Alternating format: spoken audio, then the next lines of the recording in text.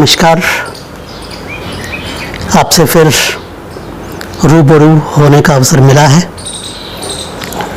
मेरे अपने आत्मीय जनों ने मुझसे ये कहा कि गुरुजी, आपका एक लंबा अंतराल रहा है साहित्य सेवा का।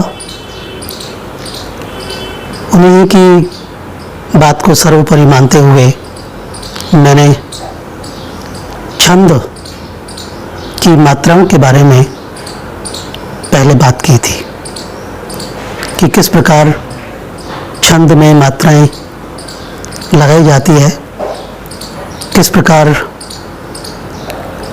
गणों का उल्लेख होता है, किस प्रकार तुक, यति और इनका विराम किया जाता है। आज हम बात करेंगे छंदों के भेद के बारे में।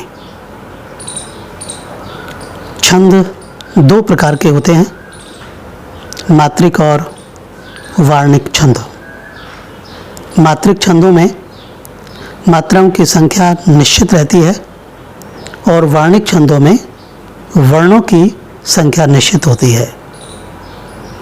मात्रिक और वार्णिक दोनों प्रकार के छंदों को फिर से हम यदि विभाजित करें तो सम विषम पदों के संबंध से उनके भेद किए जा सकते हैं। यदि आप पुस्तक पर देखें ध्यानपूर्वक, अगर देखेंगे तो आपको ज्ञात होगा कि छंद दो प्रकार के हुए, मात्रिक और वार्णिक। मात्रिक छंदों के भी तीन प्रकार हुए, सम, अर्धसम और विषम। वार्णिक छंद दो प्रकार के हुए, गणबद्ध और मुक्तक। इस तरह से इनका हमने विभाजन किया और आइए हम आज बहुत सरल तरीके से छंदों के प्रकार हम समझें और उनमें किस प्रकार मात्राएं लगाई जाती हैं, उनके क्या लक्षण होते हैं, इस बारे में जानकारी प्राप्त करें। सबसे पहले छंदों में, जैसे कि मैंने आपसे निवेदन किया था कि सम मात्रिक छंद चौपाई कहलाता है, जिसमें 16 मात्राएं होती हैं। लक्षण यदि आप देखें तो ज्ञात होगा कि प्रत्येक चरण में 16 मात्राएं हैं और प्रत्येक चरण के अंत में गुरु लघु न हो, ऐसा स्पष्ट किया गया है। जैसे एक चौपाई के दो चरणों की एक अर्धाली है, जिसे आप ध्यानपूर्वक देखें और समझें। कंकण, किंकिण, नूपुर, धुनि सुनी। अब आप कंकण शब्द पर ध्यान देने की कृपा करें। कंकण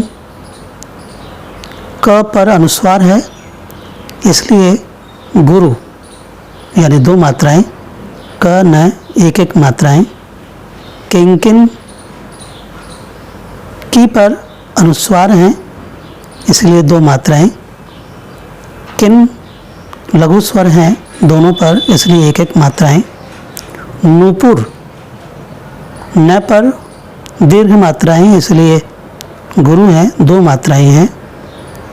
पुर प पर लघु मात्रा है, इसलिए एक, और र पर एक। धुनि, धुनि में दोनों मात्राएं लघु हैं, इसलिए एक एक। सुनी, स पर लघु मात्रा है और न पर भी लघु मात्रा है, इसलिए एक एक। तो यदि आप कुल अगर गिनती करें तो ये 16 मात्राएं होंगी। इसी तरह से इसके नीचे की पंक्ति में आप देखें, कहत लशन सन राम हृदय गुनी। कहत, सब में लघु वर्ण हैं, लघु स्वर हैं, तो इसलिए एक एक एक 3 मात्राएं हुई। लशन, जिसे लखन भी कहा जा सकता है, एक एक एक हुई। सन, एक एक हुई, लघु मात्राएं हुई। राम, रा दीर्घ वर्ण हुआ इसलिए 2 मात्राएं हैं।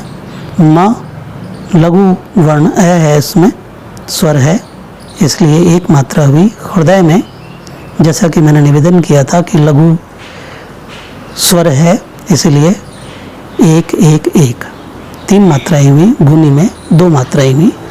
कुल मिला के आप यदि विचार करें, गणना करें तो 16 मात्राएं होंगी। इसी प्रकार आज हम चौपाई छंद के साथ रोला को भी सरल शब्दावली के माध्यम से देख लें। रोला में 11 और 13 प्रजाति है, कुल 24 मात्राएं हैं। लक्षण को यदि हम ध्यान दें तो प्रत्येक चरण में 24 मात्राएं हैं और 11 और 13 मात्राओं में क्रम से यति है।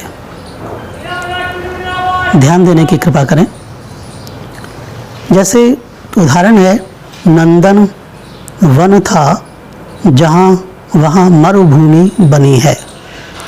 नंदन, नंदन में आपने ये देखा कि यदि हम अनुस्वार लगाएं तब भी गुरु आएगा और यदि बाद में संयुक्त अक्षर के रूप में न और द लिखें तो भी प्रथम में गुरु आएगा। इस तरह से हमने न पर गुरु और द न पर 1 1 मात्राएं, वन में 1 1 मात्राएं, लघु मात्राएं, था में गुरु मात्रा, जहाँ चूँकि अनुस्वार हैं और जहाँ है तो जय पर 1 मात्रा है। हा आ दीर्घ स्वर है, 2 मात्राएं हैं। वहाँ में भी वही लघु गुरु है। मरुभूमि में आप देखें, मरु और मैं पर 1 मात्रा है, र पर 1 मात्रा है। भूमि बड़े ऊ की मात्रा है यानी गुरु वर्ण है, 2 मात्रा है। म पर छोटी मात्रा है इसलिए भूमि लघु मात्रा है। तो ये इस तरह से आपने देखा कि लघु लघु दीर्घ लघु। बनी है तो ब पर 1 मात्रा है और नी और है पर गुरु गुरु। तो कुल मिलाकर के यदि आप गणना करेंगे तो 24 मात्राएं हैं।